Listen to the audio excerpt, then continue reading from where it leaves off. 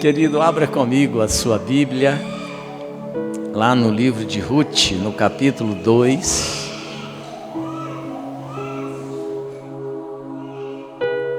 Ruth, capítulo 2, verso de 1 a 7.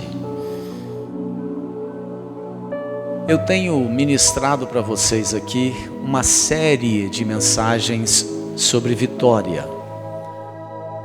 Domingo passado eu falei sobre atitudes que promovem a vitória. E agora aqui no livro de Ruth, no capítulo 2, no verso de 1 a 7, eu quero falar sobre a necessidade que você tem de crer na vitória. Creia na vitória. Esse é o tema da minha palavra. Creia na vitória. Creia na sua vitória.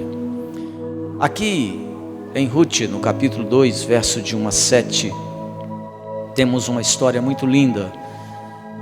Eu quero ler com você para tirar dela a reflexão que nós queremos.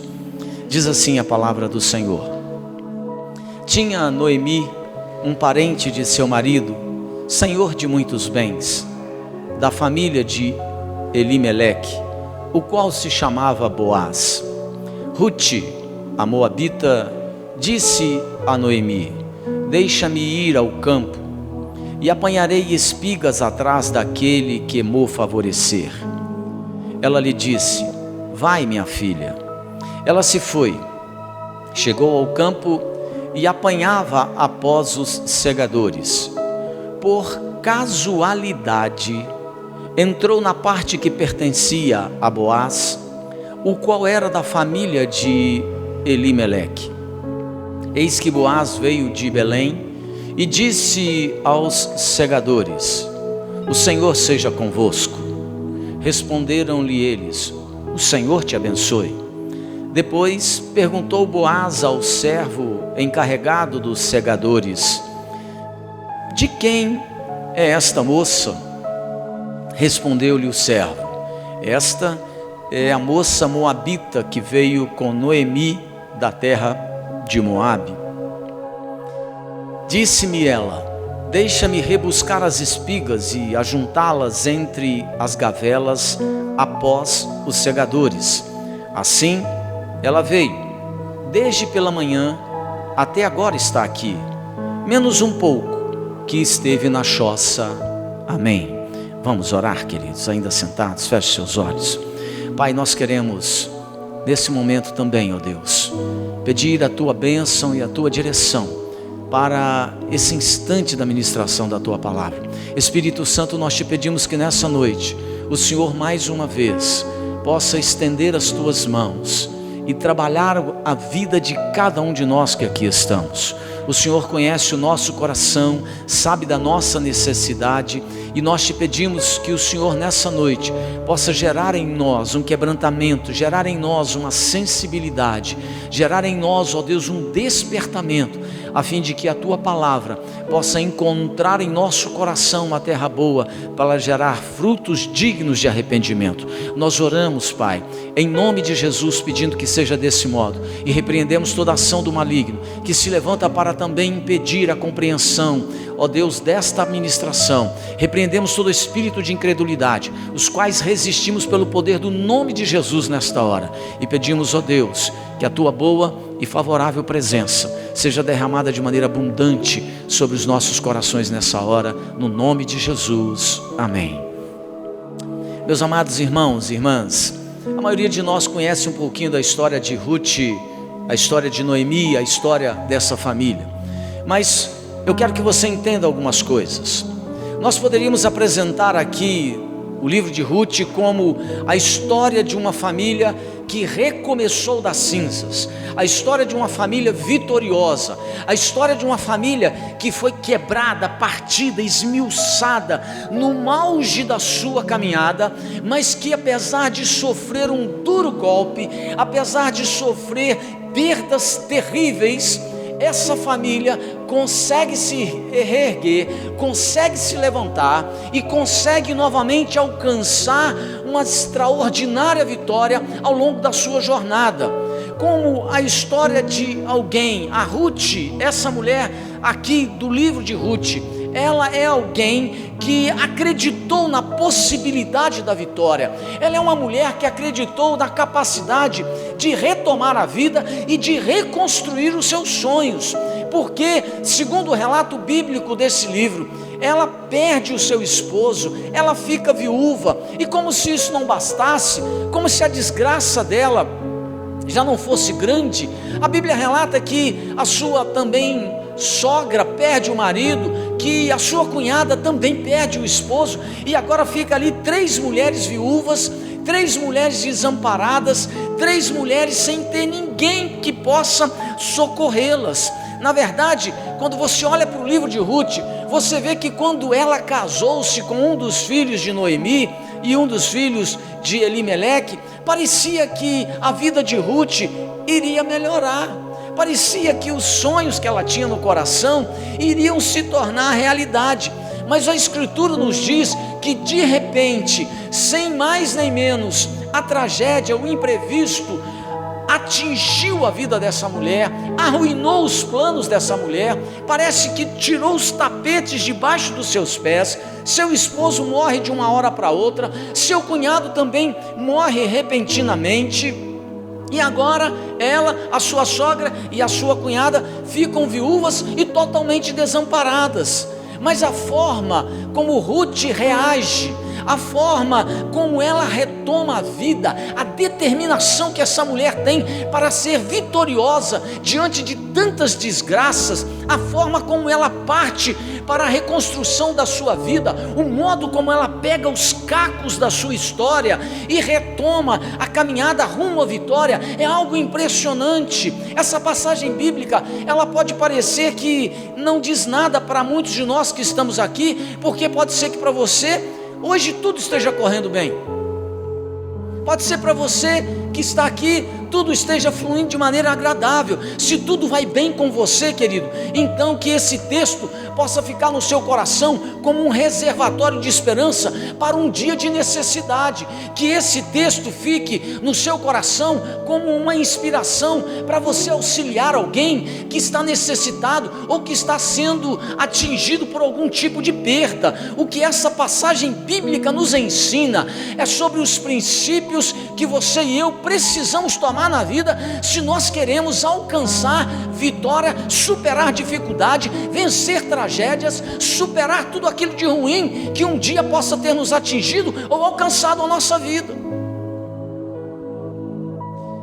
Mesmo quando as circunstâncias à nossa volta dizem que é impossível a gente ter vitória, que é impossível a gente superar as dificuldades que alcançaram a nossa existência, esse texto de Ruth mostra que não é verdade.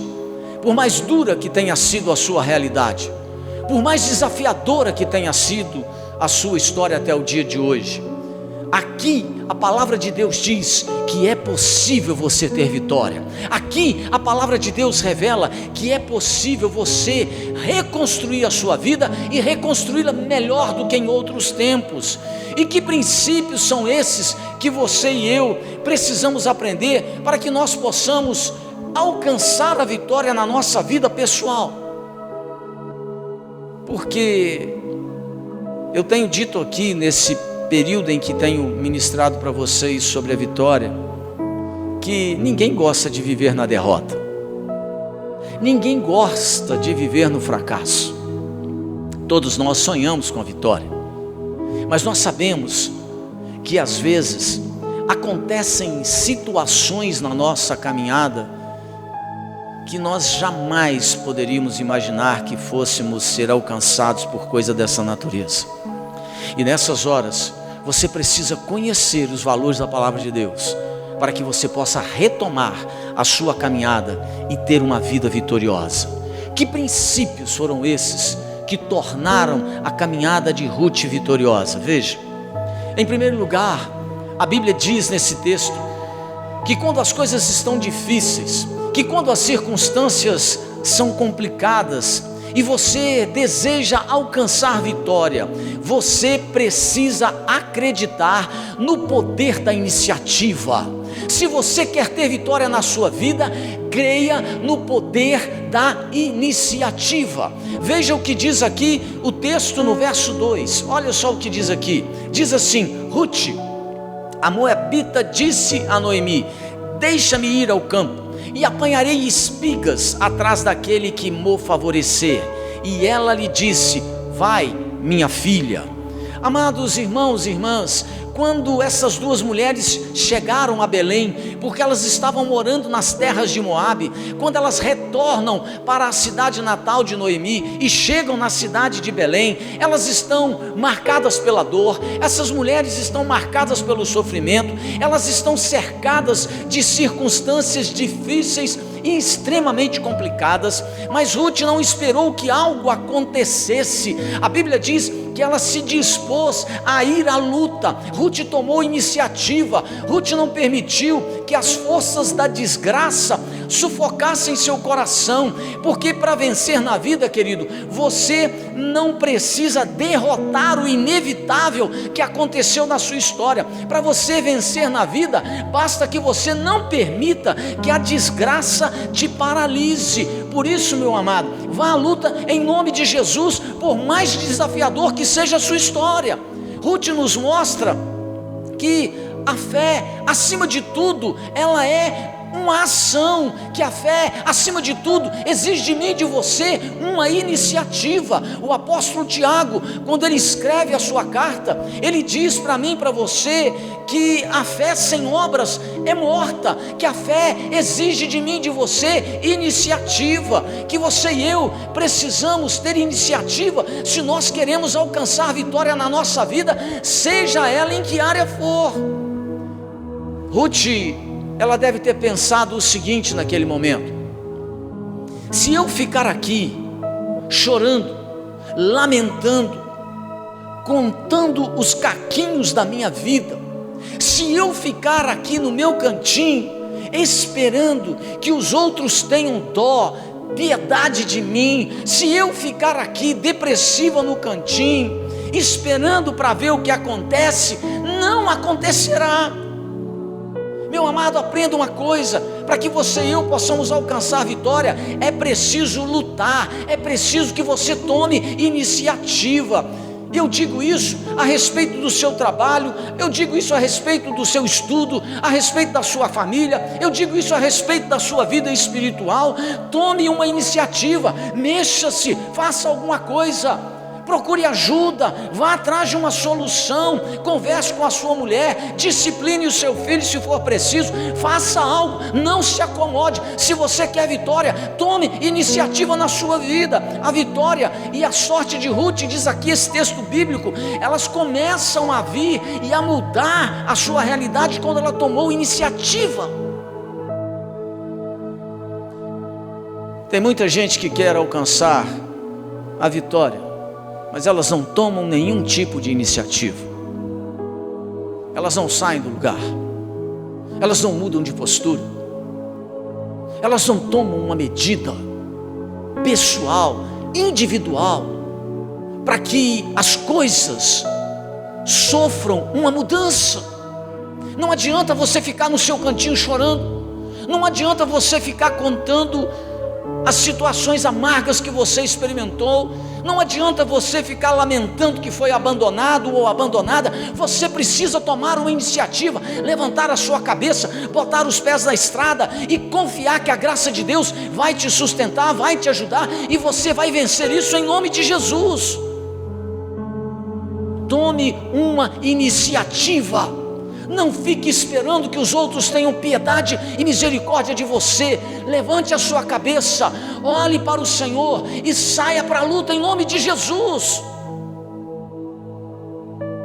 Porque se você não tomar uma iniciativa, as coisas não acontecerão na sua história. Como eu disse, o apóstolo Tiago, um homem de fé, ele já declarava que a fé sem obras é morta. Tome uma atitude. Eu conheço muita gente que quer vitória na vida profissional, e aí você vê a criatura, ela não encara o estudo, não faz curso para melhorar.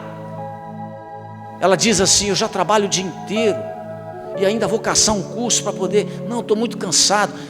Amigo, enfie o seu cansaço na mochila e vá atrás da sua vitória em nome de Jesus. Se esforce, estude mais, faça mais um curso, se dedique mais, rale mais, mexa-se, tome uma iniciativa, levante a cabeça, confie em Deus, mas tome uma iniciativa.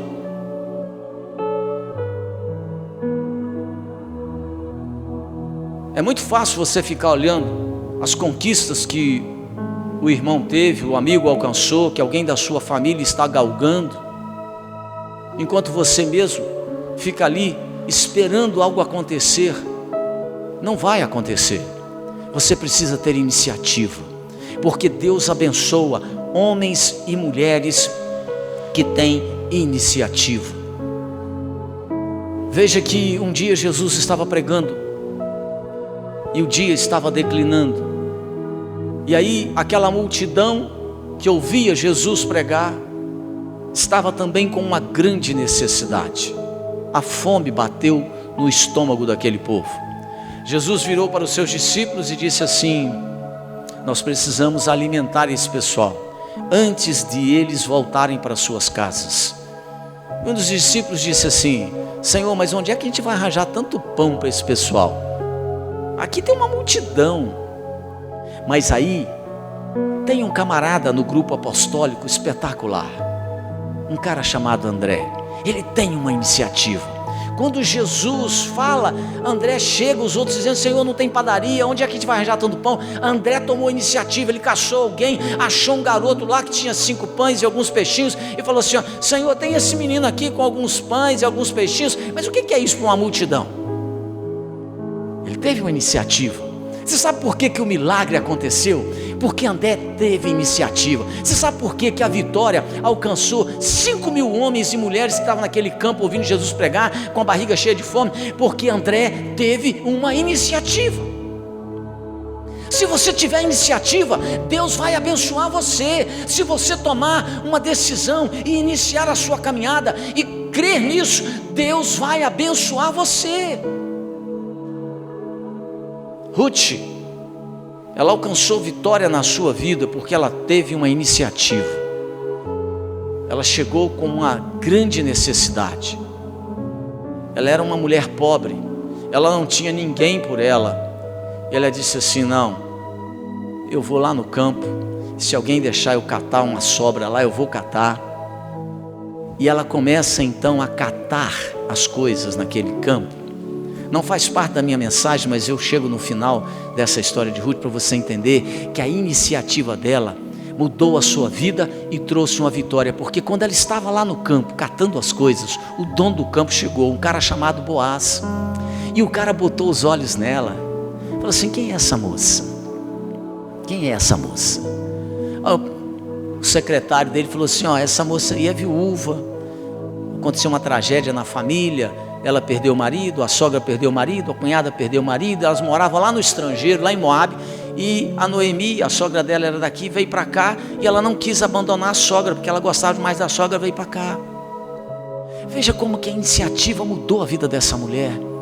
Boaz botou os olhos nela, e a história nos conta depois que ele também gostou dela, e que depois ele casou com ela, e que eles tiveram um filho, e que ela foi a avó de quem? A bisavó de Davi. Eu estou confundindo se ela é a bisavó de Davi, porque ela teve um filho, e depois esse filho gerou Jessé, que gerou Davi. Ela foi a bisavó de Davi. Veja que a iniciativa dessa mulher mudou a sua vida. Então eu quero dizer para você: se você quer vitória, tenha iniciativa, em nome de Jesus. Saia desse lugar que você está, do comodismo, abandone essa realidade, mude de posição e você vai alcançar a vitória. Deus vai te abençoar, o Senhor vai te ajudar. Em segundo lugar, a palavra de Deus diz que quando as coisas estão difíceis e as circunstâncias complicadas, se você quer alcançar a vitória, não tenha medo de se arriscar. Se você quer alcançar a vitória, não tenha medo de correr riscos. Veja o que diz aí o verso 2. Veja o que Ruth afirma quando ela está precisando de uma mudança na sua vida, de uma vitória na sua história. Ela diz assim no verso 2: apanharei espigas atrás daquele em cujos olhos eu achar graça. Amados, preste atenção, como ela tinha uma necessidade, como ela tinha uma grande necessidade na sua vida, ela toma uma iniciativa e ela tem coragem de correr risco. Por quê? Porque lá no livro de Deuteronômio, no capítulo 23, você encontra uma lei que era estabelecida para todo produtor agrícola em Israel. E que lei era essa? A lei dizia que no tempo da colheita, eles deveriam deixar as beiradas, as bordas da plantação e aquelas sementes que caíam no chão quando estavam sendo colhidas, não deveriam ser pegas, porque aquilo era para os pobres, para os miseráveis da terra. Então, quando chegava o momento da colheita, os pobres, os miseráveis, que não tinham quem os amparasse, chegava ao dono do campo e perguntava para eles: eu posso respigar, eu posso catar as sobras desse campo? E ele autorizava. Então as bordas, as beiradas não eram pegas, porque eram para os pobres e miseráveis, e as que caíam, as sementes que ficavam no chão, eles não poderiam fazer como fazem aqui quem planta café, né? Sabe disso, que depois da apanha do café, você ainda faz o que depois? A rapa, não é? A gente chama de rapa, não é isso? Faz a rapa não podia ser feita não, era para os pobres. E aí a Ruth fala assim: olha, eu sou estrangeira, eu não sei se eles vão deixar, eu nem sou de Israel, mas eu vou correr risco, eu vou lá, eu vou para o campo, eu vou procurar um campo e vou tentar respigar nesse campo, e pode ser que eu ache graça, e pode ser que eu ache favor aos olhos do dono do campo, e se ele deixar eu pegar alguma coisa, eu vou pegar, é um risco.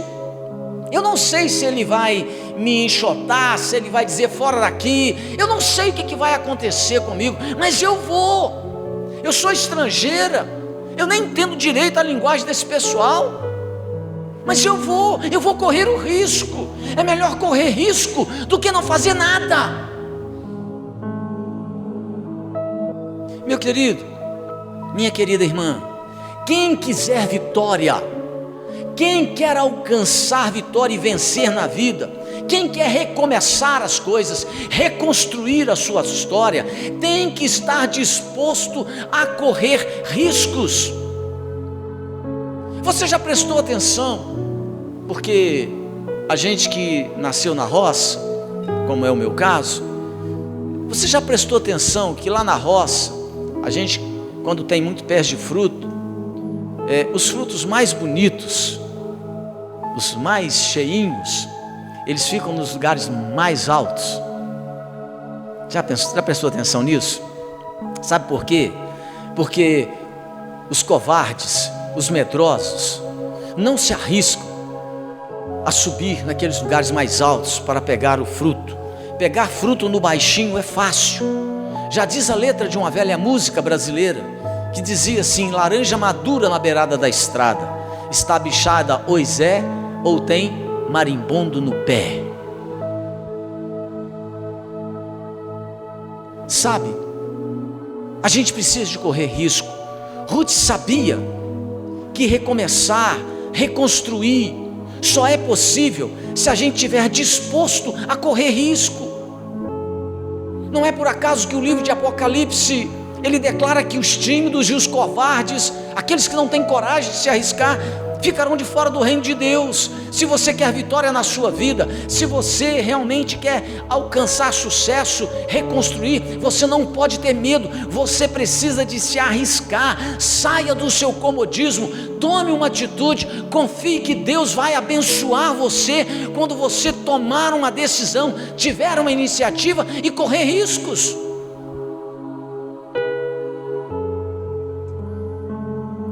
Quantas vezes a gente correu riscos na vida e não sabia se o negócio ia dar certo, em todos os aspectos, na vida sentimental, às vezes até na vida profissional. Na vida sentimental eu corri riscos. Quando eu olhei para a Lu, não é? Eu falei assim: bom, eu vou chegar ali. É um risco.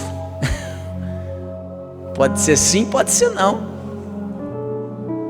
né? Cheguei lá, depois de um pouquinho de conversa, falei: não, eu não quero namorar você não, eu quero casar com você. Eu já pedi em casamento na primeira conversa. A mulher não sabia o que fazer, se corria eu me achava doido. Graças a Deus que ela topou e já vão fazer 28 anos de casado.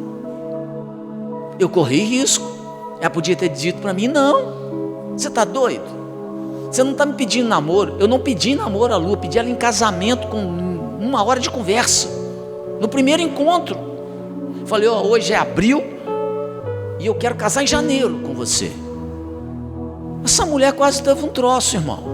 Foi um risco. Mas eu acreditei que Deus estava nesse negócio. E Deus está nesse negócio já tem 28 anos. Foi um risco, mas um risco meio calculado. Eu vi que a mulher era crente. Eu vi que a mulher realmente era inteligente. Eu vi que a mulher era habilidosa, não é? E eu corri risco. Deu certo. Deus abençoou. Na vida sentimental, não é verdade? E na vida profissional? Eu trabalhava num local, um dia, antes de ir para o ministério pastoral, eu resolvi correr risco profissional. Atendi os outros, o público, ganhava um salário ruim naquele momento. Estava acostumado a ganhar bem, mas naquele momento estava ganhando um salário ruim. Resolvi correr risco. Eu atendi o público, resolvi começar a conversar com o público que eu atendia. Aí veio um cara de uma empresa multinacional, eu fui atender ele. E aí eu comecei a conversar, falei das habilidades que eu havia me preparado, com curso hoje seria de TI, tecnologia de informação, não é? Que eu tinha feito programação, que eu queria trabalhar na área.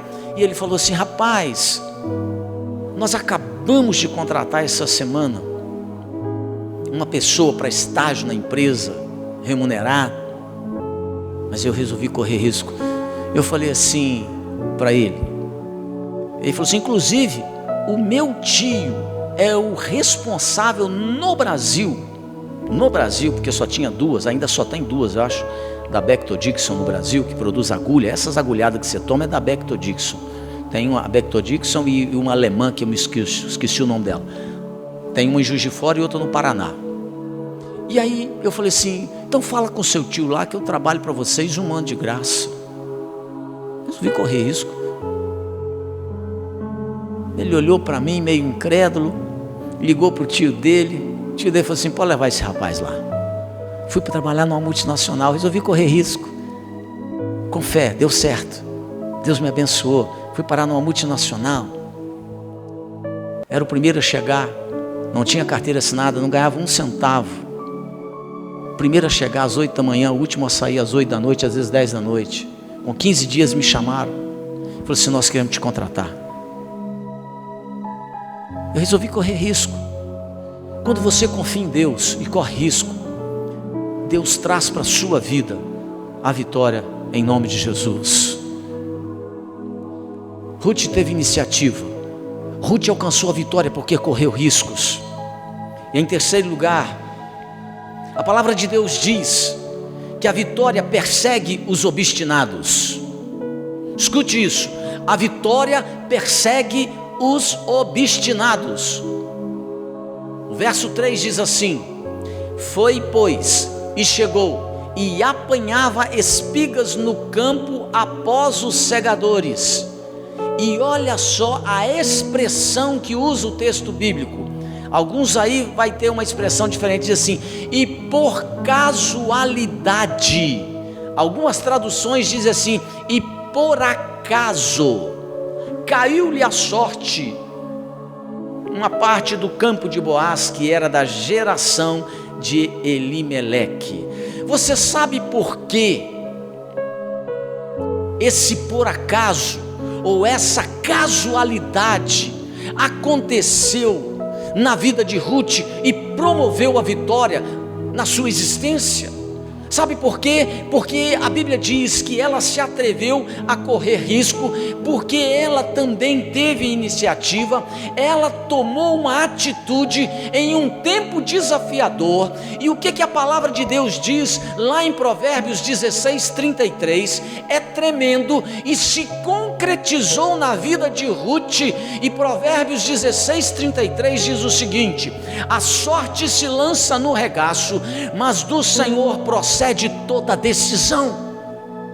Preste atenção, coloque a sua vida, coloque o seu destino nas mãos do Senhor Jesus, e você vai receber dele entusiasmo necessário para você vencer as circunstâncias desafiadores. Ruth alcançou a vitória porque ela foi obstinada, determinada, e aí a sorte alcança a vida dessa mulher. Aí vai começar a acontecer na sua vida, querido, coincidências incríveis para que a sua vitória se manifeste.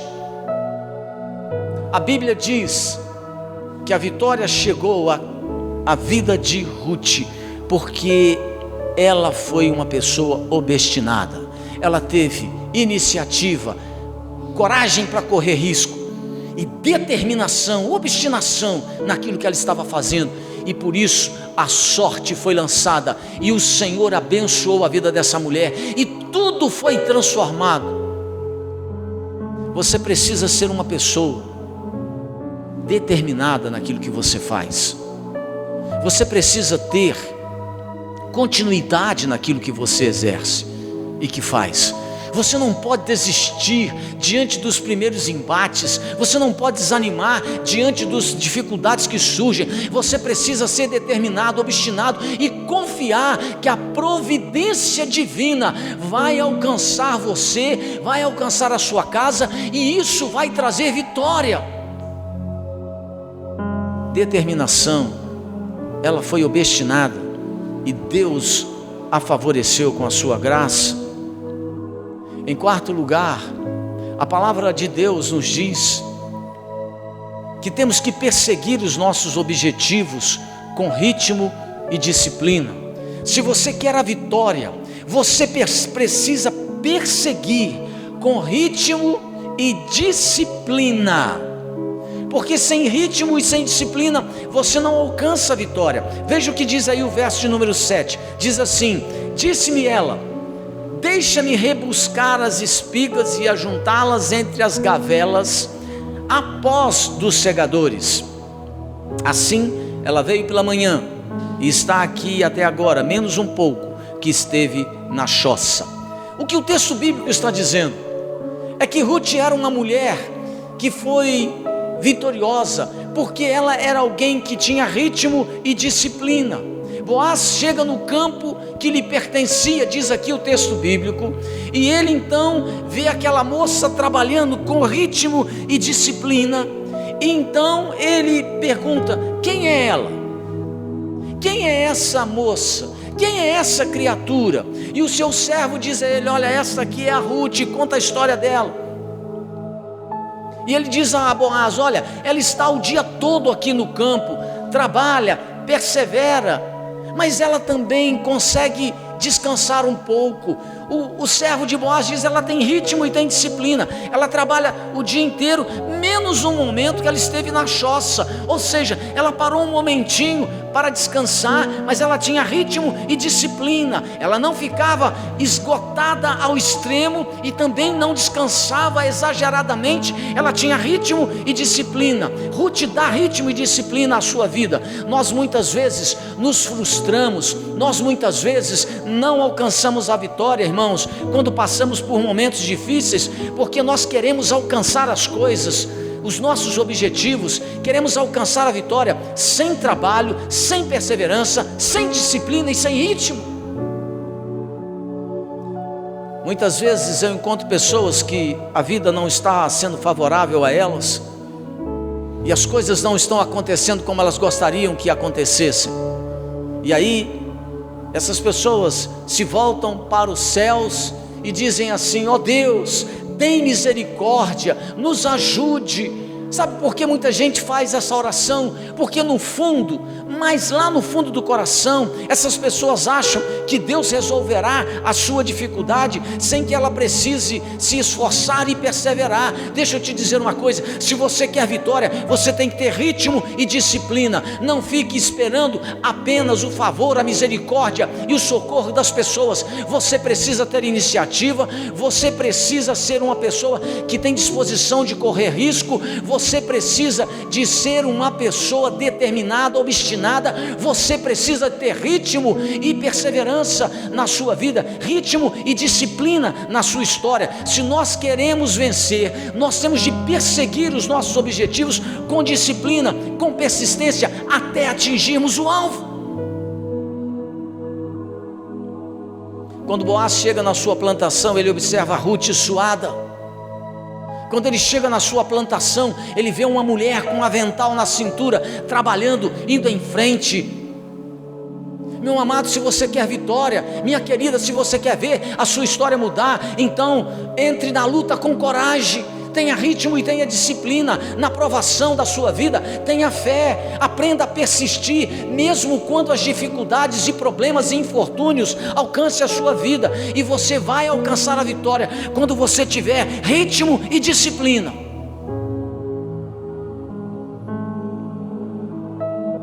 Tem muita gente que tem sonho, que quer alcançar vitória, que quer ter sucesso na vida. Mas quando você observa a vida dessas pessoas, você não as vê colocando em prática esses valores que marcaram a vida de Ruth, que fizeram parte da história de Ruth. Vocês olham para mim aqui hoje, no altar dessa igreja, e vocês não têm noção do que me aconteceu para chegar até aqui. Eu fui chamado por Deus para ser pastor quando eu tinha 16 anos de vida, no dia da minha conversão. Eu vou te contar só um pouquinho do ritmo, da disciplina e da perseverança que eu tive para chegar aqui. No dia da minha conversão, Deus me chama para ser pastor. Eu tinha 16 anos, trabalhava no Banco do Brasil. Era o meu sonho, eu estava realizado naquele momento. E eu chego em casa e falo para minha mãe assim: amanhã eu vou pedir demissão do banco, estou fora, vou juntar minha mala e eu vou para tal lugar estudar para ser pastor. Minha mãe falou assim: nananina não, você é de menor? Tem nada disso não, você vai acabar o 2º grau, que você está estudando o 2º grau ainda. Esse lugar que você quer ir, esse seminário que você quer ir, não é reconhecido pelo MEC. Você vai fazer um curso aí que ninguém vai reconhecer. E outra coisa, seu tio é pastor e ele vai chegar o mês que vem. Meu tio era pastor na Transamazônica naquela época, se a memória não me trai, não tenho certeza. Foi na década de 70, não, ele já estava aqui, ele já estava aqui, acho que em Cachoeira do Mirim. Mas ele foi missionário muitos anos na Transamazônica. Ele vai chegar e você vai conversar com ele. Ele vai te orientar. E eu queria, porque queria largar tudo, irmãos, para ir para o seminário. Meu tio chegou e falou: meu filho, conclui o 2º grau, depois você vai prestar o vestibular, você vai fazer um curso, tem que ser na igreja metodista, curso superior reconhecido e tal. Aí eu tive que engolir aqui, falei: preciso. Ele falou: sem você concluir o 2º grau, você não consegue prestar vestibular. Aí eu já estudava, continuei estudando. Tirei o 2º grau, falei: agora, concluí o 2º grau, agora é a hora. E aí eu entrei no processo, que é um processo complicado. Eu morava em Juiz de Fora, e aí eu tinha que ficar 1 ano indo e vindo a Belo Horizonte, voltando uma vez por mês, mandando trabalho, fazendo tal, uma bateria de exame. E eu já estava com 18 anos, então eu foquei toda a minha vida para ser pastor. Falei: agora vai. E aí eu me lembro como se fosse hoje, no último exame, me assentei diante de uma psicóloga, e quando eu acabei de fazer os exercícios, ela diz assim: você não pode ser pastor. Eu falei: como é que é? Você não pode ser pastor. Eu nunca vou me esquecer do que aquela mulher me falou. Eu sei, nunca vou me esquecer. Ela disse assim: você tem um problema de ordem interna emocional, que se você enfrentar no ministério pastoral, você se quebra, você não pode ser pastor. Irmãos, pensa num homem que ruiu. Para mim ela estava completamente enganada, totalmente errada, mas eu ruí. 2 meses eu não consegui orar, ler a Bíblia, e eu só chorava. E eu tomei uma decisão na minha vida: nunca mais eu quero ser pastor. Enfiei a minha viola no saco, como diz os antigos, meti a cara nos estudos de novo, fui fazer um curso de tecnologia da informação, para mexer com informática, ser programador. Estudei, me preparei e trabalhava, estudava à noite, trabalhava do dia. E aí fui servir a Deus. Depois de 2 meses parei de chorar, levantei a cabeça porque a minha vida ruiu, e eu fui servir a Deus numa igreja, numa congregação da minha igreja, tipo Aparecida aqui hoje, né? A gente tem uma congregação Aparecida, e eu fui, estou ali, fui servir. 3 anos, 4 anos, a igreja reagindo. Eu era um dos líderes da comunidade, começou a reagir, a crescer. Aí cresceu, o bispo manda um pastor para lá. Aí o pastor me vê trabalhando na igreja e fala assim: Robert, eu preciso conversar com você.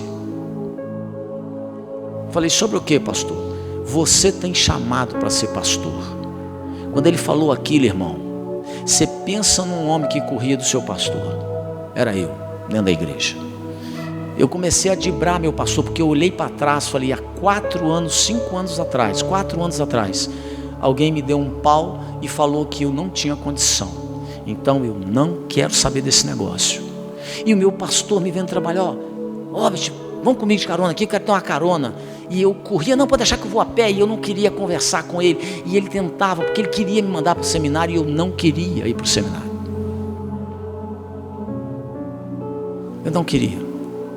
E aí, um dia, nós tínhamos uma vigília na igreja. A igreja hoje é a Igreja Metodista Peniel, lá no bairro Dom Bosco, em Juiz de Fora. Eu estava na vigília, a gente fazia uma vigília de 24 horas. Eu não me lembro se uma vez a cada 6 meses a gente fazia aquela vigília. Quando deu meia-noite eu estava naquela vigília, junto com mais algumas pessoas.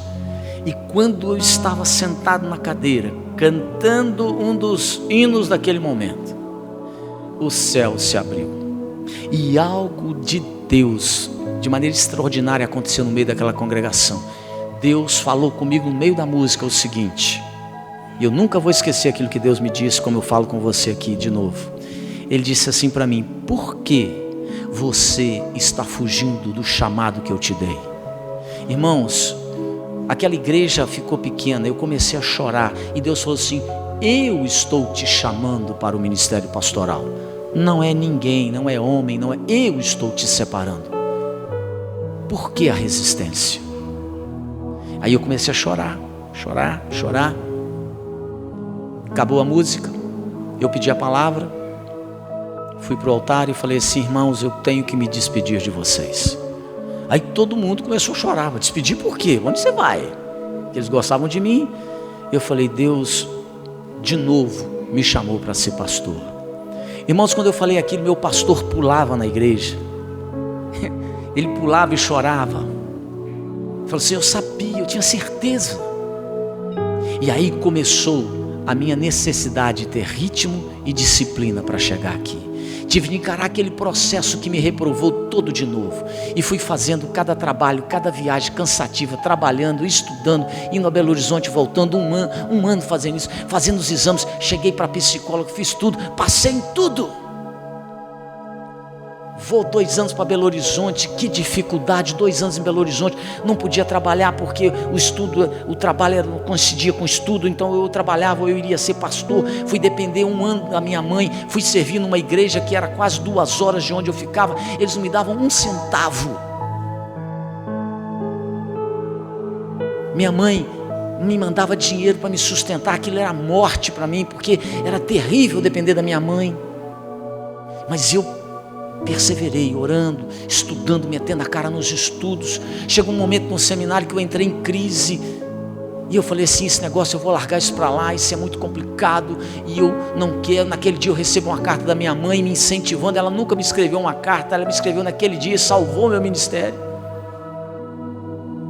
E eu então mantive o ritmo e a disciplina, 2 anos, e aí eu fui para São Paulo, para a universidade, para terminar o curso. O curso era de 4 anos, quando eu estou no meu primeiro ano, dificílimo, aquilo era complicado demais, é muito difícil, você não tem noção de como é que aquilo é difícil, e eu estava lá trabalhando com aquela dificuldade toda, era 4 anos de curso. Aí o Conselho Regional, o Conselho Nacional da Igreja Metodista passa o curso de 4 para 5 anos, eu falei, não é possível, o troço era 4, agora vai para 5. E aí eu continuei estudando, mantendo o ritmo, a disciplina, a oração, buscando a Deus, caminhando. Quando eu chego no 5º ano, meu último ano, não é? Há uma mudança, de novo, falei, não é possível de novo. Você depois de formado, ficava 2 anos sendo avaliado, eles mudaram de 2 para 4, eu falei, não é possível, 4 anos sendo avaliado, isso não é brincadeira. Para que você tenha uma ideia, eu tive que manter o ritmo, a disciplina durante 8 anos, sem poder ser reprovado, 8 anos. No final de 8 anos, tudo certo, tudo concluído, tudo aprovado, eu me assento com o meu examinador. Ele me diz assim, Robert, você fez tudo legal, mas nós vamos te reprovar. Nesse ano você vai ter que fazer mais 1 ano, porque a gente acha que você precisa amadurecer mais. Aí eu mantive o ritmo e a disciplina. Eu falei, sabe uma coisa? Eu vou meter o pé no pau dessa barraca, e eu vou ser pastor presbiteriano batista. Vocês vão ficar aí chupando o dedo, porque eu já cansei dessa brincadeira. Não, calma, Robert, calma. Me aprovaram, passei. Depois daquele tempo me aprovaram, passei. Calma, passei. Fui ordenado pastor, 8 anos, mantendo o ritmo e a disciplina. Alcancei a vitória. Eu quero dizer para você, querido, que você precisa ser uma pessoa semelhante a Ruth, alguém que tem iniciativa. Você precisa ter iniciativa para que a sua vida melhore. Você precisa de correr riscos para que a sua história alcance um sucesso maior do que você já experimentou anteriormente. Você precisa ser alguém determinado, obstinado. Você tem que ter ritmo e disciplina. É muito fácil a gente olhar para as pessoas que conquistaram, é muito fácil a gente olhar para aquele cara que está dirigindo um carrão, construindo uma casa bacana, mas você não se especializa, você não tem a disciplina e a determinação de se preparar melhor, de enfrentar um curso de mestrado, doutorado, para ser alguém na vida melhor, para se preparar melhor, para você ter um futuro melhor. Você quer a vitória? Pare de ficar esperando misericórdia dos outros. Espere a misericórdia de Deus, mas levante sua cabeça, tenha iniciativa, corra risco, seja alguém determinado, obstinado, tenha ritmo e disciplina, e a vitória vai te alcançar em nome de Jesus. Vamos ficar de pé e vamos orar então, queridos. Eu quero orar com você nessa noite. Domingo que vem eu prego a última mensagem sobre esse tema de vitória. Porque quando a gente alcança a vitória, é muito bom. Mas eu quero terminar dizendo para você o seguinte: se você não conseguir preservar a vitória, do que terá valido? Porque uma coisa é você alcançar a vitória, outra é você conservar aquilo que nós chamamos a conquista. Sabe aquela história que eu já contei aqui?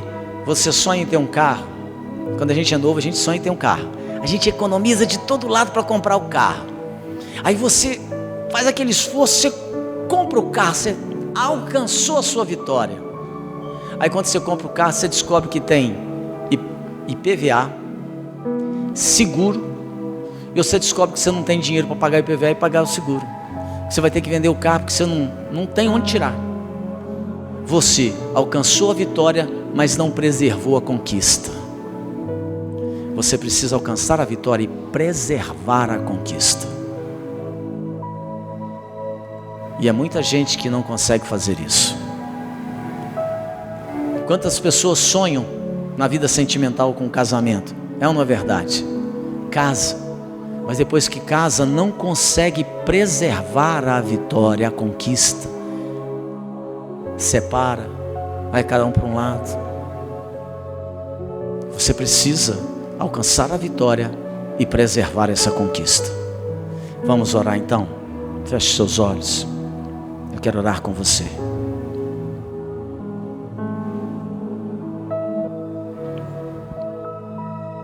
Pai, no nome de Jesus, o Senhor sabe quais são aquelas pessoas entre nós nessa noite que precisavam escutar essa palavra.